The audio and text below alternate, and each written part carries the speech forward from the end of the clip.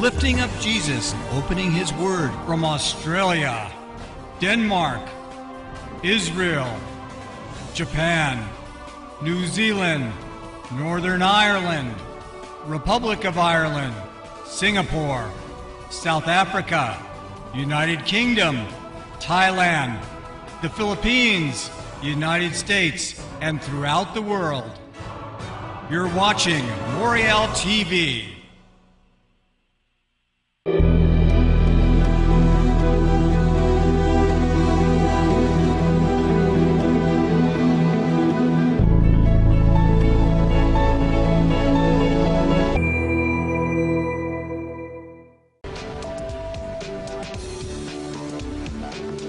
Hello and thanks for joining us from our studios in Israel. I'm Aaron Porras, here with ILTV's morning briefing.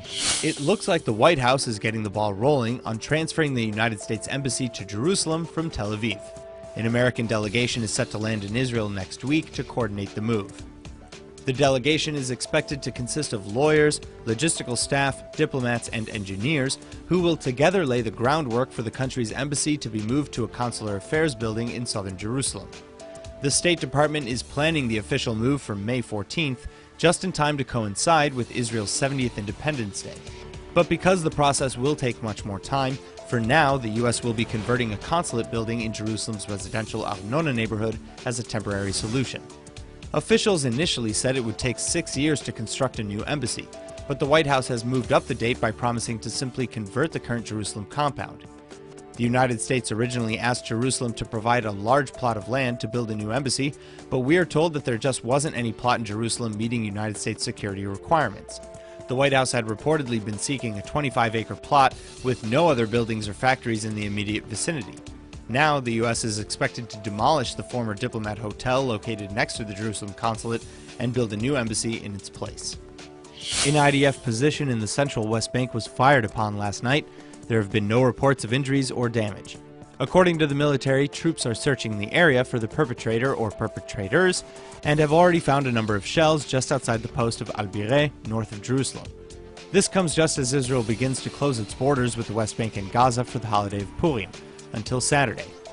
Holidays are seen as a time of heightened tensions, especially now following recent United States decisions in Jerusalem, including the dropping of aid for UNRWA, recognizing the capital of Israel as Jerusalem, and promising to move the embassy in kind on Israel's Independence Day.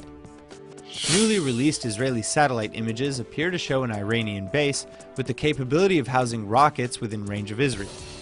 The base also looks the same as an IRGC base destroyed by Israel late last year.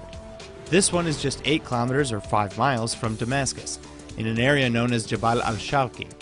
Though Defense Minister Avigdor Lieberman downplayed the issue as nothing new, Israeli Prime Minister Netanyahu has long been warning of increased Iranian entrenchment in Syria and overall aggression in the Middle East. At a February securities conference, Netanyahu said, quote, "Israel will not allow Iran's regime to put a noose of terror around our neck, and that Israel will act if necessary and without hesitation, both against Iranian proxies like Hezbollah as well as Iran itself." Hi, this is Tim from Moriel Radio and Moriel TV, here live with James Jacob Prasch in England, and this is This Week in Prophecy. Blessings in Jesus, dear friends. Thank you for joining us for This Week in Prophecy. Much news this week, as always, of scriptural significance, both directly and indirectly, from the Middle East, from Washington, from capitals of Europe. But let's begin where I am, London, England, at the moment. We hold the opinion, as do many premillennial evangelicals and rapture believers, that the fourth beast of Daniel is an attempted reconfederation of the Roman Empire. The iron and the clay and the rock that comes in Daniel chapter 2 from the sky, from the mountain, smashes it, is the return of Christ. We believe that. And like many evangelicals, least thinking ones, we were in sympathy with the Brexit vote in the UK. The Brexit vote in the UK was very much parallel to the Trump vote in the United States. It was a vote against the establishment by people who saw the lies and propaganda for what it is. Again, proverbially, Samuel L. Jackson's red pill from the film The Matrix. They took the red pill and they saw through the nonsense. So a tentative agreement was reached on Brexit this week. In fact, it's almost a final agreement. Now, as we pointed out in the past, the people of Britain voted for Brexit. It was completely anti-democratic for the British Conservative Party to get an anti-Brexit, pro-Remain Prime Minister to replace David Cameron, just to get a female version of David Cameron. Theresa May has been a consistent loser and failure in virtually every aspect of her government. She was manipulated by Barack Obama into voting against Israel on the UNESCO vote, saying that the Jews have no claim to the Wailing Wall. And she voted for this at the behest of Obama. I'll bless them that bless thee and curse them that curse thee. But you have Islamic bombings of concerts in Manchester, Islamic stabbings of people in front of the British Parliament, Islamic terrorists using cars as weapons of terror, driving on the sidewalk, on footpaths, running people over and killing them indiscriminately for no reason. This is an Obadiah 15 situation. She's been bad for Israel. She's also been bad, however, for Britain. And with this Brexit, it shows it. She called the general election, which she virtually only narrowly escaped falling from power.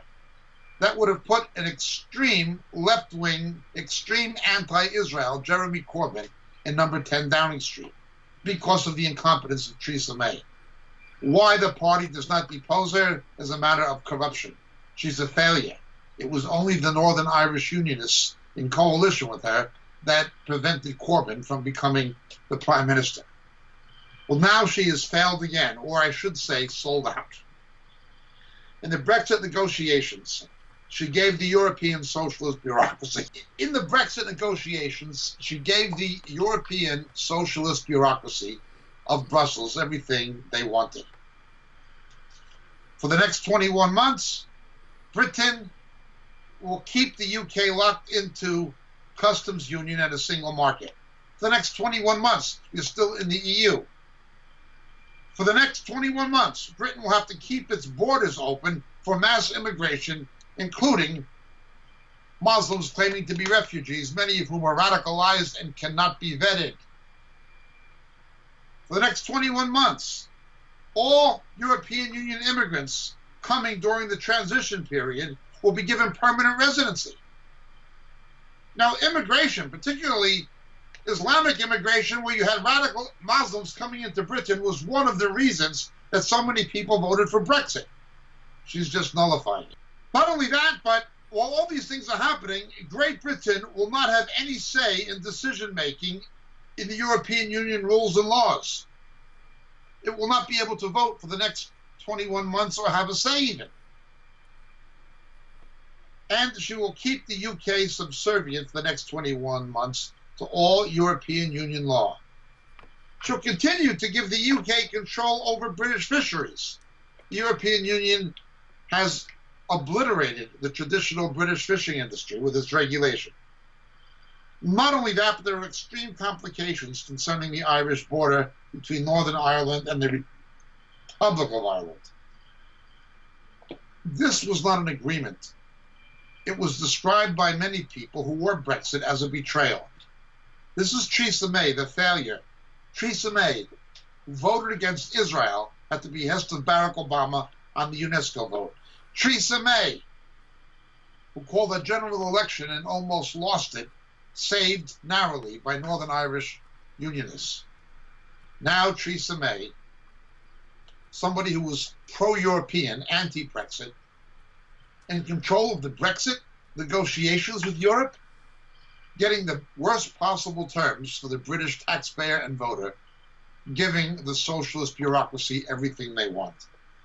This woman is a detestable, pathetic figure. But it testifies to what we read in the book of Daniel. Try as they may, do as they may, iron will not stick to clay. Try as you may, iron is not clay. It's exactly what we see happening. Now, some would have gone so far, with reason, of putting down 3 kings. Is Britain one of the 3 from the 10 who are put down? There is room for discussion concerning this, and there will be different views. Nonetheless, there's no question that this is Daniel chapter 2 of the iron not adhering to the clay. They're trying to force it to happen. I personally pray that the best thing happens for Britain, that it returns in some way to its Judeo-Christian heritage. Perhaps I'm hoping against hope. Ironically, one of the best analysts of what's transpiring in Britain sociologically and politically is an unsaved Jewish journalist, Melanie Phillips, whom I really like. I pray that she becomes a believer in her Messiah, Yeshua. What an honest woman, and in many respects, a very courageous journalist. Pray for her salvation. And sometimes when I read what she writes, she's not far from the kingdom, but she understands exactly what is going on. If you want to access a good website, access hers, Melanie Phillips. This week in prophecy, however, we see what is taking place. Theresa May's Brexit sellout, betrayal of Brexit, the betrayal of the democratic will of the British people to the unelected Brussels socialist bureaucracy. This week in prophecy. A number of events are transpiring in the Middle East this week in prophecy. This week in prophecy, the newly formed, or I perhaps should express it, newly reforming Sanhedrin, the joint rabbinic council of 71 eminent rabbis meeting in Jerusalem, has publicly called for Arab participation in the reconstruction of the Jewish temple on the Temple Mount, seeing it as a fulfillment of certain prophecies in the Hebrew scriptures, including from the book of Isaiah. Now, this is not likely for political reasons to be met with any degree of support from any Arab community. It is purely symbolic. Nonetheless, it is not without significance prophetically. We understand from Revelation 11 and the reality of the tribulational temple that the outer court will be given to the Gentiles until the times of the Gentiles are completed. It deals with this 42-month period and so forth from the book of Revelation, chapter 11. Part of the false peace of the Middle East will involve, with the Antichrist, a brokered settlement and compromise over the Temple Mount, in which a Jewish temple will stand there adjacent to Islamic worship, whether it be the Mosque of Omar, the Dome of the Rock still standing, but there'll be some kind of shared custody of that mount as part of an agreement. It almost happened, or could have happened, by the propositions of Bill Clinton in the Wye River negotiations that were rejected by Yasser Arafat. But it was already proposed.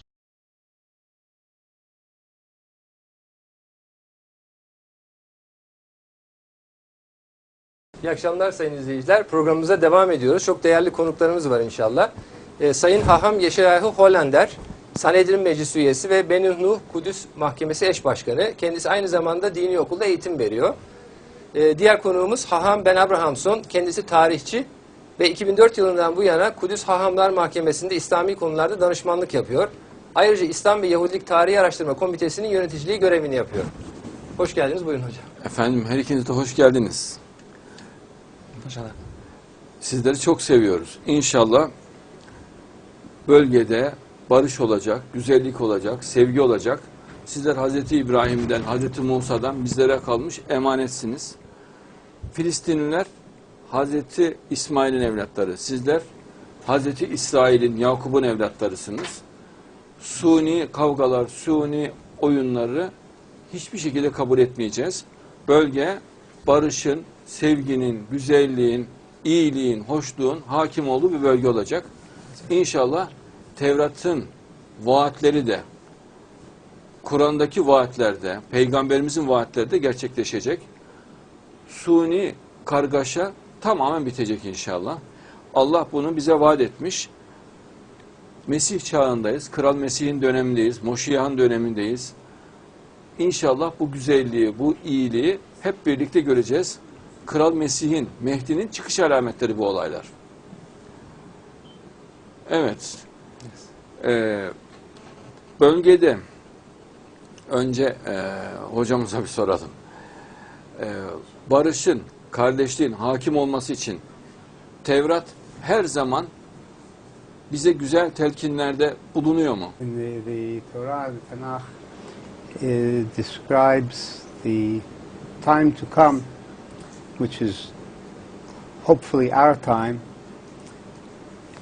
And many prophets have described this time in metaphor and also in simple language.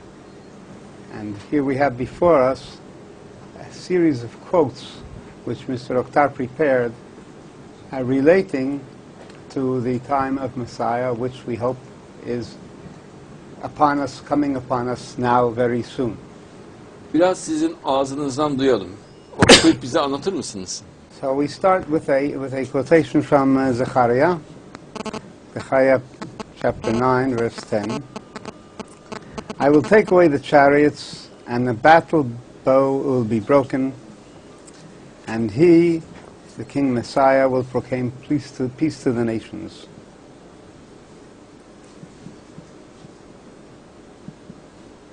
And similarly, Ezekiel said, Olsun.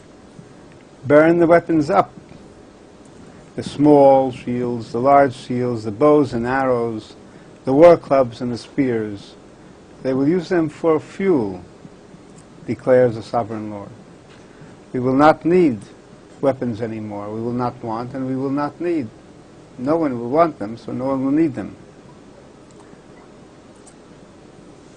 Micha, similar to Yeshayahu, said, in the last days, he, the Lord, will settle disputes for many peoples. Nations will not take up sword against nation, nor will they train for war anymore. Every man will sit under his own vine and under his own fig tree, and no one will make them afraid. It's quite different than it is today, yes, but it has to change soon.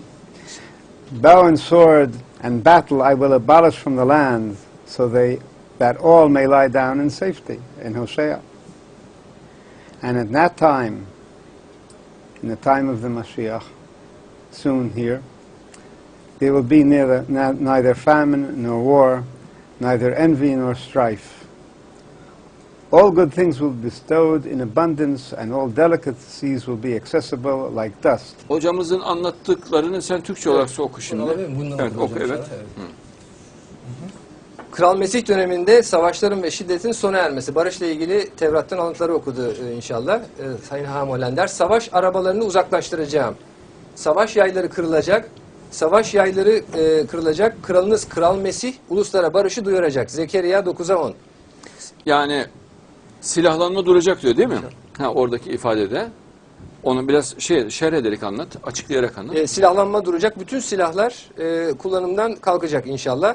Ve Kral Mesih Hazreti Mehdi uluslara barışı getirecek. Bütün dünya çapında barış gelecek. Bütün dünyaya. Güzel. Evet. Silahları yakacaklar. Küçük büyük kalkanları, yayları, okları, sopaları, mızrakları ateşe atacaklar. Yakmak için silahları kullanacaklar. Egemen Rab böyle diyor. Bütün silahlar ortadan kalkacak. Yani tank, top, tüfek, tabanca kalmıyor. Kalmıyor inşallah. Aynı zamanda. Güzel. Evet. Son günlerde birçok ulus gelecek. İnsanlar kılıçlarını çekişle dövüp saban demiri, mızraklarını bağcı bıçağı yapacaklar. Ulus ulusa kılıç kaldırmayacak, savaş eğitimi yapmayacaklar artık. Herkes kendi asmasının incir ağacının altında oturacak. Kimse kimseyi... Askeri manevra olmayacak diyor. İnşallah. Askeri manevralar olmayacak. Savaş olmayacak diyor. Güzel. İnşallah. Altında oturacak. Kimse kimseyi korkutmayacak. Bunu söyleyen her şeye egemen Rab'dır. endüstride kullanılacak silahlar Ha, inşallah. bu Allah'ın vaadi. Barış olacak dünyada. Evet. Maşallah. Ülkeden yayı, kılıcı, savaşı kaldıracağım, güvenlik içinde yatıracağım onları. Bütün dünyaya güvenlik, adalet hakim olacak, silahlar kalkacak. Tevrat'ta diyor bunu. Tevrat'ta. Maşallah. Hocamızın okunduğu bölümler bitince muhterem devam etsin. İnşallah. Tamam mı? Bu çağda kıtlık veya savaş olmayacak. İyilik için gıpta ve rekabet bolluk içinde akacak ve tüm güzellikler toz kadar kolay bulunabilecek. Bütün dünyaya zenginlik, barış gelecek inşallah. Kıtlıklar kalkacak, savaşlar. Kıtlık, ekonomik kriz kalkacak diyor. Tevrat değil mi? Evet, inşallah. Hangi dönemde? Mehdi döneminde, yani Moşiyah. Kral Mesih döneminde. Davutoğlu. Davutoğlu'nun döneminde. Evet, maşallah.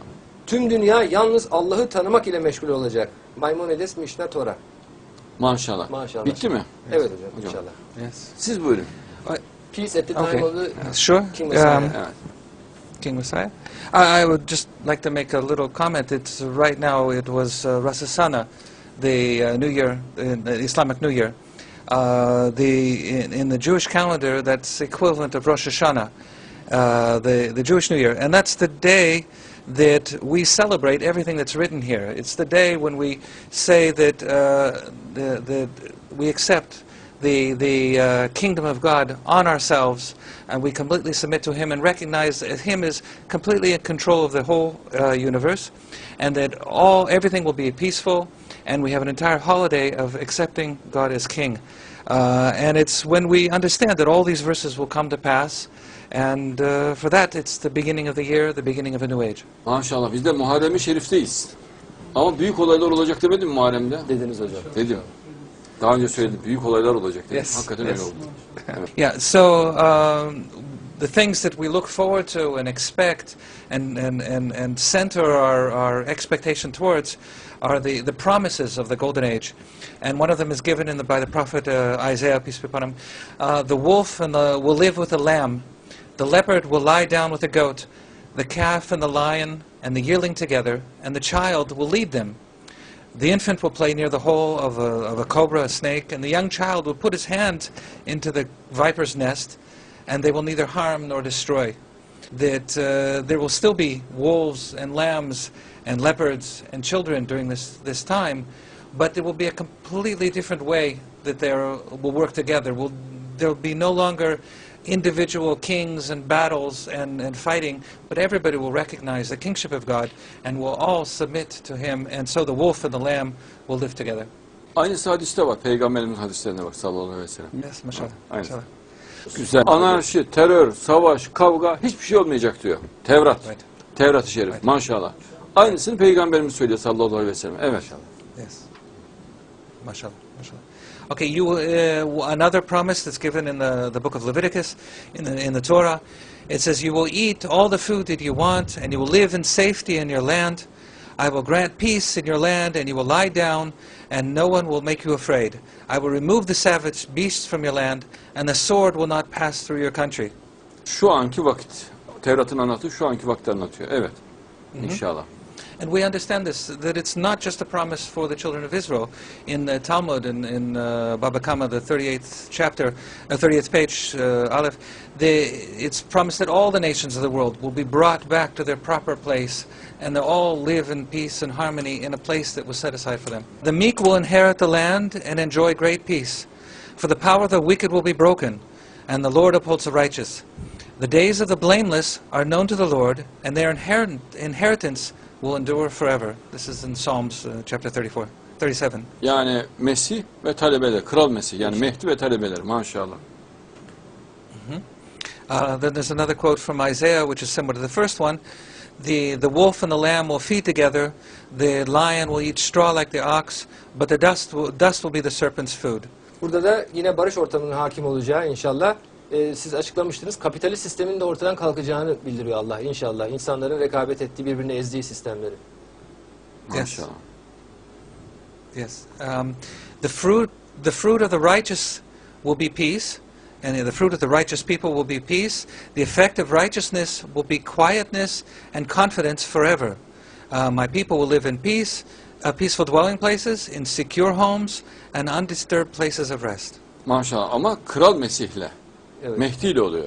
Maşallah. Siyasette olmuyor. Politikayla olmuyor. Bu Tevrat'ın hükmü aynı zamanda Peygamber Efendimiz sallallahu aleyhi ve sellemin hadislerle açıkladığı, çok detaylı açıkladığı gerçekler.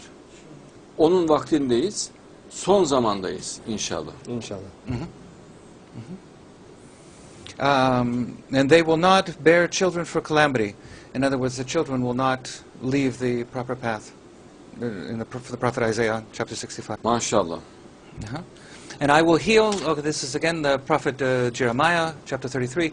I will heal my people, and I will let them enjoy abundant peace and security. Maşallah, maşallah. And again, this is the goal of the children of Israel. This is what we hope for, this is what we pray for, this is what we yearn for, and this is what we cry out for. When the children of Israel were working in Egypt under Pharaoh, and they were suffering and being put to tremendous hardships, thousands of people, or hundreds of thousands of people would get together, and they would cry out, how long, when, how soon will we be given a redeemer, be redeemed? And this is what we need to do now. Hazreti Musa'nın gelmesi için. Musa'nın gelmesi için. Maşallah. Şimdi de Mehdi Moşiyah'ın gelmesi için. Yes, Maşallah. let's have that time. Maşallah. Right. So we hope at the time of King Messiah, people will do no wrong, they will speak no lies, nor will deceit be found in their mouth, and no one will make them afraid. Maşallah. Can I share something I read that when I'm reading about the lion and the lamb and the child and all these working together, I'm reminded of an ayah in Surat Hujurat in the Quran. It says, "O mankind, we created you from one male and one female. We made you into different nations and different tribes, only so that you should know each other. Verily, the most honored of you in the sight of God is the one who is the most righteous. Truly, God has complete knowledge of all things. He is fully aware." And the word that you may know in Arabic is litarafu, which comes from the root of bil marufui, which means we should be fair and honorable and in kind manner. This is exactly what we're talking about. The lion and the lamb should be working together and kind, live together in peace. Maşallah. İnşallah bizim arzumuz ilk planda Mısır, Türkiye, İsrail, Filistin'in bir birleşmesi. Maşallah. İlk planda istediğimiz bu. Onun arkasından İran, Pakistan, diğer ülkelerine, Rusya'nın da katılımıyla bölgede bir dostluk, kardeşlik denizini oluşturup Kral Mesih'in devrini inşallah başlatacağız Allah'ın izniyle. Savaş istemiyoruz. İsrail'in o bölgede yaşama hakkı vardır. Kendi ataların yurdudur. Kur'an'da da ayet var açık. Yani İsrail oradan gitsin, İsrailliler oradan gitsin, bu mantıklı bir söz değil. Orası sizin yurdunuz, oranın süsüsünüz siz, güzellisiniz, orada siz kıyamete kadar kalacaksınız. Aksi, Kur'an'a uygun bir ifade değil. Mantığı da yok, insani de değil, vicdani de değil. Tabii ki oradasınız. Fakat İttihat-ı İslam'la, Mehdi ile, Moşiyah'la bu olacaktır. Birbirimize sarılacağız, kardeş olacağız. Musevilerle Peygamberimiz sallallahu aleyhi ve sellem zamanında evleniyorlardı. Yemeklerini yiyorlardı, ticaret yapıyorlardı. Kardeşçe yaşıyorlardı, dostça yaşıyorlardı. Aynı dönem yeniden gelecektir. İnşallah. Bizim inancımıza göre de çıkacak olan Mehdi, Musevilere Tevrat'la hükmedecektir. Hristiyanlara İncil'le, İncil'in gerçeğiyle, Tevrat'ın gerçeğiyle, Müslümanlara da Kur'an'la hükmedecektir. Sevgi, barış, dostluk, kardeşlik, iyi niyet, sevecenlik her yeri saracaktır. Şu anki kargaşa tamamen sunidir. Hiçbir gereği yok. Nur gibi tertemiz insanlar o bölgede arkadaşça, dostça çok güzel yaşayacaklar. Kıyamete kadar bu barışı muhafaza edeceğiz inşallah. İnşallah. İnşallah. İnşallah. Tamam, konuşmamız bu kadar olsun. Now, however, you have the Sanhedrin, what is supposedly the collective theological voice of rabbinic Judaism, calling for it to happen. It's a step, and it's a step towards prophecy being fulfilled. Now again, we point out 7 times the New Testament makes it clear the church is the temple as the body of Christ. Antichrist will be worshipped in Christendom in the apostate church. And that apostate church will include major elements of what we consider to be evangelicism. It's happening already. When you see people like Rick Warren proposing global peace plans involving uniting with Hindus and Muslims and Buddhists and Zoroastrians and whoever else to bring in global peace, that is the spirit of Antichrist. The union of the world's false religions to bring in peace. No Christ, no peace. This Rick Warren is an agent of Antichrist. He's controlled by an Antichrist spirit. And he's, of course, promoted and endorsed by people like John Piper. But this is the working of the Antichrist. The things you see at Hillsong, that Christians and Muslims have the same God as they're teaching it. The stuff coming out of the New Apostolic Reformation, this is an Antichrist spirit in the church. As we always point out, when Jesus died, the temple veil was torn from the top to the floor. A literal physical event transpired in the literal physical temple. But what was most important is what it meant. We know what it meant from Hebrews. It was an illustration of what had happened spiritually. That sinful man was no longer separated from God because our perfect high priest tore down that partition, the Vilon, when he entered the Holy of Holies. The church is the temple. A physical event happened in the temple, but the physical event represented a spiritual one. Physical events are happening on the Temple Mount. Now it's the Sanhedrin. But remember, these physical events with the physical rebuilding of the temple keep one eye on Jerusalem, but keep the other eye on the church, the body of Christ, the temple. Antichrist is ultimately going to stand in both. He's going to stand in both. The spirit of Antichrist is setting the Jews up to follow a false Messiah. And the spirit of Antichrist is in the church, compelling Christians to accept another Christ. The Mormons have another Christ. Their Christ being the spirit brother of Satan. Yet you see supposedly evangelical figures compromising with Mormonism, like Ravi Zacharias, who's also singing the praises of Joyce Meyer. This is Ravi Zacharias. The Roman Church. Jesus said, if I come back, I'm coming back the way that I said I would. That's how I'm coming back. But if anyone tells you I've come back in another way, don't believe it. He's in the wilderness, don't go there. He's in the inner rooms, don't go there. Yet every time there's a Mass, the Roman Catholic Church teaches that Jesus has returned physically via transubstantiation under the appearances of bread and wine, and they worship it and pray to it.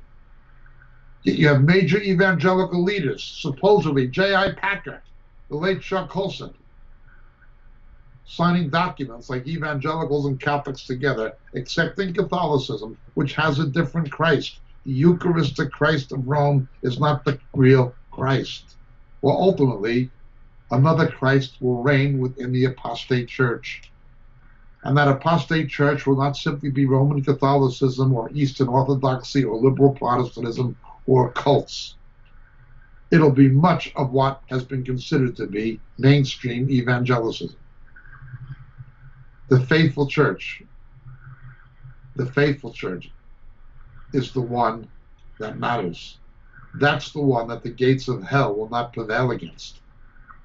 But it's already prevailing against the harlot church. And the harlot church is not just the one in Rome. The harlot church is the one in Willow Creek under Bill Hybels. The harlot church is the one in Mission Viejo in California under Rick Warren. It is the Mars Hill Church of Brother Driscoll. It is the Church of John Piper. This is the harlot church. Antichrist will dwell in it. Watch the church and watch the Temple Mount. One is the symbol of what is happening in the other. Just as the Sanhedrin were trying to push the Jews towards some compromise with Islam, Hillsong's doing the same thing. Chrislam is doing the same thing. Youth of the Mission is doing the same thing. What is happening here? Well, we know what's happening. Revelation chapters 17 and 18, and certainly this week in prophecy, another step towards Revelation chapter 11. The United States, the Trump administration, has made a rather startling announcement that again is underpublicized in the mainstream media. Both are significant. The United States is relocating two of its major air bases in the region. It is closing its base in Incirlik, Turkey, a NATO base. America is withdrawing its planes and its ground support forces from Incirlik. More about this in a moment. But also from Al Udeid in Qatar. Qatar has been overly friendly with Iran. Qatar has hosted Al Jazeera. Qatar is at odds with Saudi Arabia and the other Emirates over its tilt towards radicalism. The Trump administration tried to broker a solution or reconciliation between the Saudis and Qatar. But again, Esau's sword will always be against his brother, and Ishmael's seed will always be divided, as we pointed out. There can never be Ummah, the promise of Ummah, of unity in Islam, that's in the Quran, has never happened and never will happen. Every time they approach it, it breaks up and falls to pieces. America has now shifted into this pro-Saudi attitude towards Qatar and is closing that base. Now, that base was the command and control center for most air operations in the Middle East itself. The United States is absolutely going to close that base and relocate it to Saudi Arabia. It's going to be relocated to Saudi Arabia. It will be the Middle East headquarters of Central Command. Central Command is controlled from the Pentagon via MacDill Air Base in Tampa, St. Petersburg in Florida, is the domestic headquarters, but the on-site location regional headquarters had been in Qatar. Now it is going to Saudi Arabia. Now this is indicative of the kinds of political changes happening in Saudi Arabia, again under Prince Mohammed bin Salman Al Saud. It leaves Qatar no longer something or someone the United States will have to placate, the danger being that since it has lost the American presence, will it now tilt more towards Iran?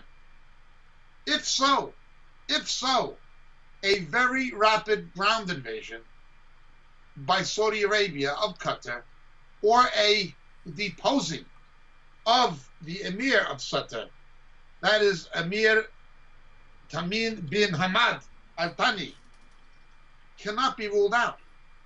The Saudis and the CIA may want to get rid of him. It'll be very, very interesting because America and the West and the Saudis and the Israelis cannot allow Qatar to fall into the Iranian orbit. It is too close to Saudi Arabia, and its location is strategically too pivotal on the Persian Gulf and on the oil routes. But it is happening this week in prophecy. Let's go back to the American withdrawal from Turkey. During the Cold War, the American military presence in Turkey was significant. The U.S. Army had listening posts in northern Turkey on the Black Sea, essentially spying on what was then the Soviet Union. The Dardanelles and the Bosporus remained a gateway into the Black Sea where American surface ships and submarines could come close to Crimea and to Russia itself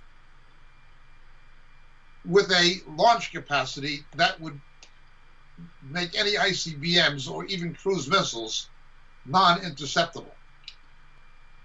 Additionally, there was a NATO headquarters in Izmir, right on the beachfront. I remember the building itself that is now closed now that the Cold War is over. They closed it in the city of Izmir, that is the biblical city of Smyrna. I remember seeing American Air Force personnel in Izmir, and in that general region, there were American military people living there, some of them not wearing uniforms, but civilian clothes. They'd wear civilian clothes to avoid controversy or political problems. But Incirlik was pivotal. It was an air base from where NATO forces in the United States could position themselves for combat action almost anywhere in the northern and western Middle East, as well as the Mediterranean. AWACS planes were based there. There were AWACS planes that could massively monitor telephone conversations and break them down into tracks and translate them. This took place in league with the British, who still have a nearby base in Akrotiri, Cyprus, a sovereign British base, also used by the Americans and secretly used sometimes in league with the Israelis over the Leviathan oil and natural gas fields. This GCHQ, which was British, and the American NSA operate in the Middle East out of that area, and Incirlik was the place where the Americans based so many of their planes. The British Nimrod planes, their equivalent of the AWACS, were based in Cyprus. Now the United States is having to relocate. Will the United States make use of the British base in Akrotiri? Possibly. They also may possibly make use of air bases in Israel. As part of the Camp David agreement, 2 Israeli air bases were dismantled, closed down in the Sinai before the Sinai was returned to Egypt when Anwar Sadat was president. The Americans, in turn, agreed to build 2 new bases in the Negev, out in the middle of nowhere, for the Israelis. One of the provisos for the American construction of these bases, these are American-built Israeli air bases now, was that in the event of emergency in the Middle East, the United States would have access to the bases and be able to base planes and troops there, and ground support personnel. So the United States already has a foothold, a base of operations, at least 2 of them in Israel, that are built and constructed for use not just by Israel, but for the United States, where by treaty and international law, the Americans have access to those bases should the need arise. Well, we know very well that Mr. Netanyahu was going to give a green light. As we reported 2 weeks ago, the United States and Israel, both Marines and Army personnel, were conducting joint exercises in anti-ballistic missile defense systems, particularly. So this shift of Americans putting bases in Saudi Arabia and more of an American boots-on-the-ground troop presence in Israel, away from Qatar, but away from Turkey, is very, very interesting. Turkey has been able to use Incirlik and the American access to what is a NATO base controlled by Turkey as a asset in negotiations. You want to use Incirlik? You've got to do what we want. Now Mr. Trump is saying, keep Incirlik. We have alternatives. This puts Mr. Erdogan in a difficult position. He no longer has the leverage over the American administrations that he had in the past. However, the danger is the Dardanelles and the Bosporus. will Turkey gravitate towards Mr. Putin further than they already have? Now, there's bad blood between Turkey and Russia. Remember, the Turks shot down a Russian plane several months ago. It's not all happy-clappy and backslapping and shaking hands. There's a mutual distrust and even dislike. But in the world of realpolitik, Mr. Putin is a real politician. And so is Mr. Erdogan. If it suits their short-term interest, anything can happen. Some kind of an alignment of Turkey and Russia, again, would seem to resemble Ezekiel's constellation of nations that will come against Israel. I don't want to sound or risk sounding like a broken record to keep reiterating the possibilities of the battle of Gog and Magog, apart from the one at the end of the millennium, but it is interesting what's happening. Basically, the Trump administration has told Mr. Erdogan, you no longer have this card to play.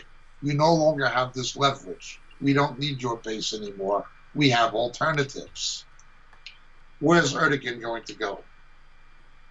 Now, Mr. Erdogan, just this past week in prophecy, was trying to pressure the United States to stop its support for Kurdish democratic forces in northern Syria and Al-Rin because of their sympathies and cooperation with the Kurdish separatist movement inside Turkey, the YPK. For the Americans to have closed this base, or at least withdrawn the American presence from it, at the same time, to have withdrawn the American presence from Incirlik at this particular time, when Turkey is asking for American support in its activities in the Al-Rin region against the Kurds, is more than interesting. It's quite a response to Turkey. What we see is the Trump administration standing up to Erdogan for the first time. Again, the danger is Putin trying to make a rapprochement with Erdogan. Bad people, although removed ideologically, can think alike in their personalities and be alike. Let's remember, Joseph Stalin and Adolf Hitler were both socialists. The Nazi Party was the National Socialist Workers' Party. They were both Darwinists, both of them. Now, ostensibly, they came from opposite ends of the political spectrum, one fascist, one Marxist. Yet, they made an alliance, which Hitler, of course, broke, but they made an alliance and an agreement. Russia was supplying the fuel to the German Luftwaffe to bomb London before Operation Barbarossa. Stalin was just an opportunist. Well, so too, Mr. Erdogan's an opportunist. And Mr. Putin is a Stalinist who's an opportunist, just like Stalin was. They'll make agreements with people who they don't like or don't trust if they see it to their short-term advantage against some common enemy. This has been the character of Russia for some time, from Stalin to Putin. It's certainly in the character of Mr. Erdogan. Mr. Erdogan has dreams of reviving the Ottoman Empire. That's essentially what it comes to. What Turkey lost in the aftermath of the First World War, he's trying to reverse. Without much success outside of Turkey, and with separatist movements among the Kurds inside Turkey, it does not make his own tenure precarious, but it certainly gives him a problem. If he can't control domestic opposition, how will he control international resistance to any Ottoman revival? Let's go forward with this. America is out of Qatar, and it's out of Turkey effectively, although Turkey remains in NATO. What I'm saying is, this week in prophecy, something major has happened. It's been underreported, but it's very significant. Neither Qatar or Turkey have that card to play in their dealings with the Americans anymore. Mr. Trump has taken it away. The question is, will Qatar veer more towards Iran, and will Turkey under Erdogan veer more towards Putin and Russia? As the ongoing scandals of the attempted murder, obviously by Russians, Russian agents, almost certainly agents of the Russian government, in Salisbury, England, against former double agents of the Soviet intelligence apparatus who worked for the British. There's been a mutual expulsion of diplomats, British and Russian, from Moscow and London. The European Union has recalled its ambassador from Moscow, and other consular staff are being removed by the European Union members. Something has happened in Europe because of the actions of Mr. Putin. Europe is, as has always been, weak and hypocritical. That's the nature of the European members of NATO. Apart from Britain, they've been weak and hypocritical. France withdrew its forces from NATO and hid on back of the Americans, British, and Germans until the Cold War was over. That was France. When the Yugoslav happened, although it was completely illegal and mismanaged, the actions of Javier Solano, Bill Clinton, Tony Blair, and Wesley Clark were completely illegal. The United States and Britain had no legal right to attack Serbia because the NATO treaty only allows for attacking a country that attacks a NATO country. They had no right to intervene as they did legally, and it turned opinion in Slavic countries against America and the West, including Russia. It was bad. An American stealth plane was also downed, and the captured fragments of that plane that was downed went to Russia and obviously were incorporated by Russia into its own stealth design, courtesy of Bill Clinton. The whole thing was wrong. However, remember, it was America and Britain who had to do it.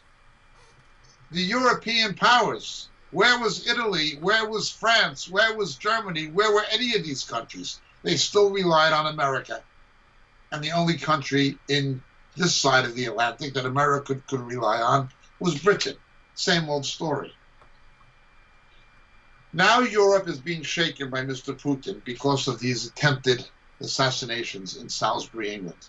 It's not the first time he's done it.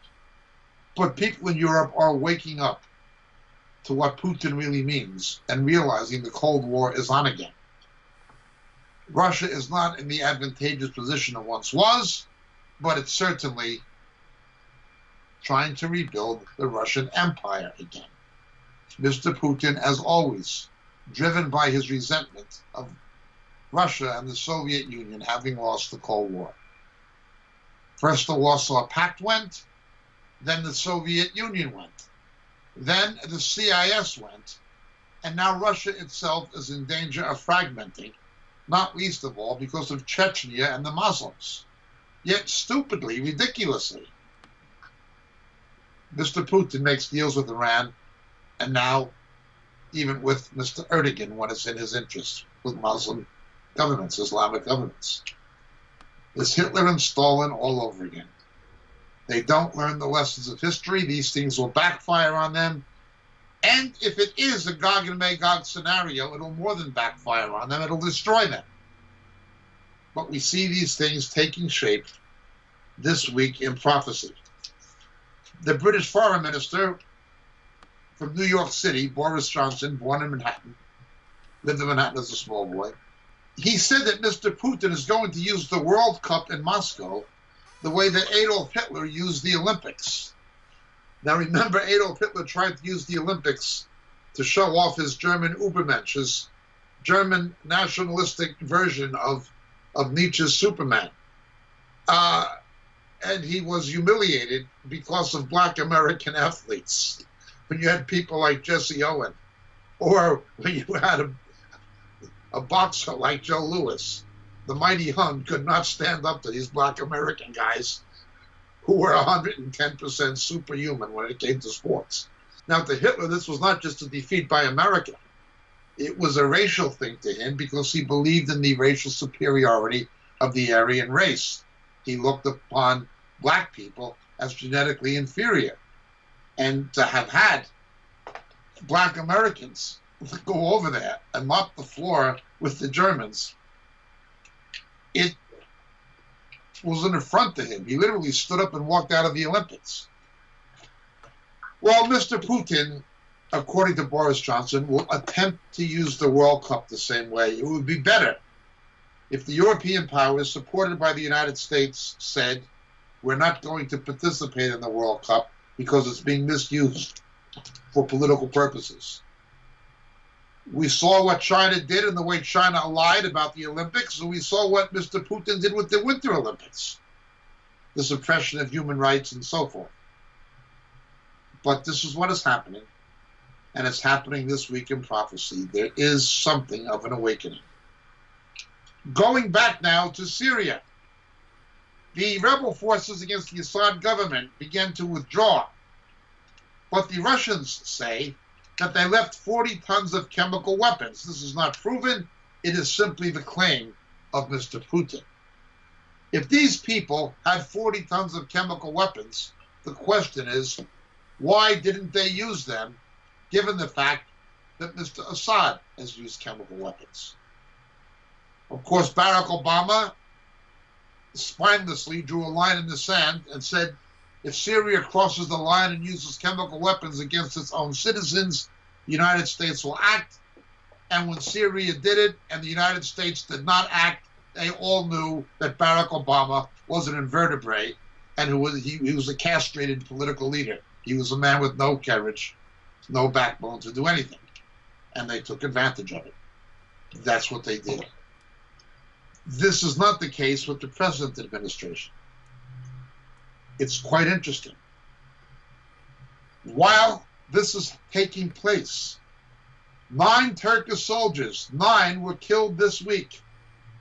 9 in the Alran region by Kurdish fighters.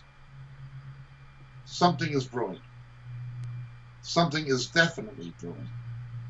Again, Syria no longer exists. It is a country with areas controlled by the United States in league with the Kurds, by Russia in league with the Assad government, and by Turkey.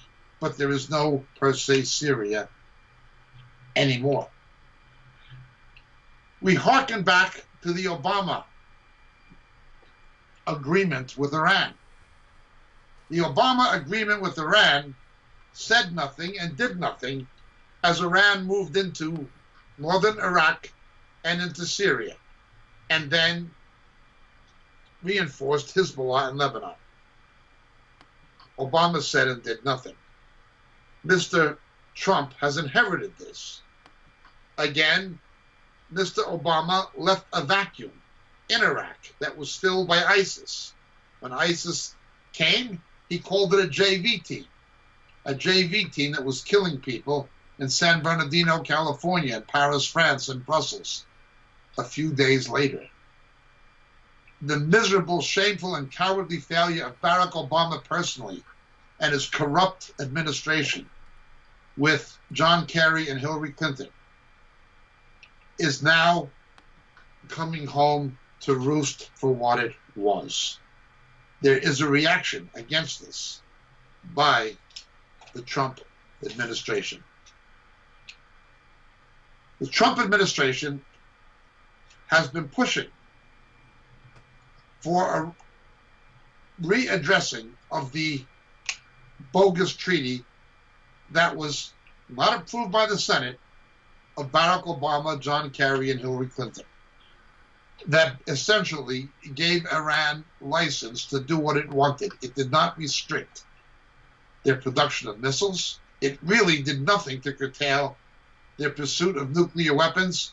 They could resume full open production after 10 years, and there could be no inspections unless they were given prior notice to be sure they were having compliance. The Trump administration has given to May 12th for these things to be readdressed by the other powers who were signatory to it this week in prophecy. As usual, Angela Merkel, sympathetic to even the most vile of immigrants coming into her country, who she didn't vet, the ones who were seen on television sexually assaulting German women during the Christmas, New Year festive season in public squares, and she wanted to bring 1 million in without vetting any of them, is again taking a pro-Hezbollah, which is a pro-Iranian position. She is like Barack Obama. She opposes Mr. Trump's favoritism towards Israel, actively opposes it. She blames him for it, but she refuses to condemn Hezbollah entirely and is opposing a pan-European participation in an American-led condemnation of Hezbollah. She will bring God's judgment on Germany. She is another terrible woman. I pray to God for Germany's sake that the Lord removes this woman. She's just awful. Bringing these people into your country without vetting them. Pandering to terror, to Hezbollah. Openly cursing Israel in the process. And then condemning the United States for helping Israel in the face of Islamic terror. This is Angela Merkel. But what's really happening? It may not seem like much, but for the first time this week in prophecy, Air India had a flight from Mumbai, Delhi, to Tel Aviv, flying over Saudi airspace, and the Saudis allowed it. There was an actual meeting this week, an actual meeting concerning Gaza of Israel and Saudi Arabia and the Emirates at the same table. This would have been unthinkable 5 years ago, or 2 years ago, or under Barack Obama. One of the first things that Donald Trump did was go to Saudi Arabia and befriend Prince Mohammed bin Salman. Tell him that Saudi Arabia must change. The prince rounds up the gangsters, religious charlatans from the house of Saud, even his own relatives, and puts them in detention in the Ritz-Carlton. Seizes billions of assets that they acquired illegally, and has taken steps towards modernization and modernization, including women's rights to drive and things of this nature. He's acted against the Mutawa, against the religious police. Now, I've been to Saudi Arabia, and I know what kind of vermin the Mutawa are. What they are, thugs, people who became religious, irreligious Muslims who became religious while they were in prison. And they get some kind of a parole or early release if they join the Mutawa and they become enforcers of Islamic law. They are very much Hitler's brown shirts. The brown shirts, Hitler put them in a uniform and gave them powers of arrest, but all they were thugs. Uneducated people, brawlers, thugs. But you organize them into some kind of military or police state discipline. You indoctrinate them with an ideology, and they become your personal political police force. This is the Mutawa. You see them in Saudi Arabia. But now it's beginning to change. And much of that change has to do with President Trump's policies. Please continue to pray for him. Because this week, things have once again reached a climax in the Middle East. New events. Rex Tillerson, as Secretary of State, someone with no diplomatic background, but very much an establishment Republican from the oil industry, is gone. He never should have been there to begin with. The person who Mr. Trump has appointed and is trying to have the Senate ratify as the new Secretary of State is a conservative Mike Pompeo. Additionally, H.R. McMaster's, a competent national security advisor, but one who opposed President Trump's relocation of the American embassy in Israel to Jerusalem, is out. There could not be a better successor than John Bolton as national security advisor. John Bolton has a very realistic hardline concerning North Korea and concerning Iran. He's an opponent of Obama's fake treaty with Iran. And he is somebody who says what he means and apparently means what he says. Quite experienced from his background in the UN, knows exactly what it is. Although he was a member of the Bush administration, he was actually a conservative voice within it. The Saudi Arabians did not carry him around in their pocket as they carried the Bush family around in their pocket at the time. Now, America is in a position to call the shots. With Mr. Netanyahu in Israel, with the Crown Prince, Mohammed bin Salman Al Saud in Riyadh, with Mike Pompeo as Secretary of State, and with John Bolton as National Security Advisor. John Bolton realizes the folly of a two-state solution for the hypocrisy it is. John Bolton realizes the realities of Hamas and Hezbollah. He's very pro-Israel. He is ethnically of Jewish descent, but he's a Protestant in his religion, but he is of Jewish descent ethnically. At least on his father's side, paternally. He's somewhat listed as barely a Jew, like me, barely a Jew. But he has that background. Extremely pro-Israel. His appointment was welcomed by the Netanyahu government. Mr. Netanyahu this week has announced that the police in Israel are being bullied to thwart his government, almost to the point of harassment, by political pressure, because he won the election. Again, what happened with Mr. Trump? They can't win the election, so they attempt a legal alternative and try to make accusations of collusion with Russia, which have not been proven after all of these months. Likewise, the inability to indict Mr. Netanyahu. This has become the international strategy of the left. When you can't win democratically, you go for it legally. We saw this in California with Proposition 8. When people in California democratically voted for the preservation of heterosexual marriage, a homosexual judge, a Republican appointed by Bush, outlawed it. They looked for a judicial way to abrogate democracy with judges behaving unconstitutionally. Now, this is not just in the United States. It happens in Israel. It happens in other countries. It certainly happens with the European Court of Justice. What does this remind us of in Scripture and prophecy? What did Jesus say? You will be brought before magistrates and kings. Jesus spoke openly of the rise of judicial fascism in the last days. Judges who can't easily be removed, legislating from the bench, unconstitutionally, illegally, but setting themselves up, giving agenda-driven decisions. This is what's taking place. There is a battle ideologically, politically, and spiritually for the courtrooms and the Supreme Courts in many countries. The United States and Israel are among them.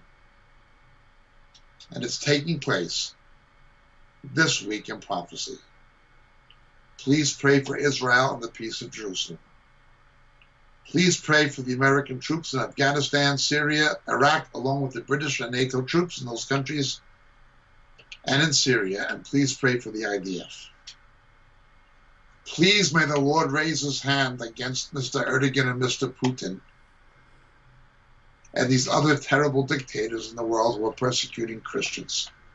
More about that on our regular persecution index that will be forthcoming in another transmission shortly. In the meantime, this has been This Week in Prophecy. My name is James Jacob Prasch, Moriel Ministries. God bless you. Have a great week, and thank you for listening.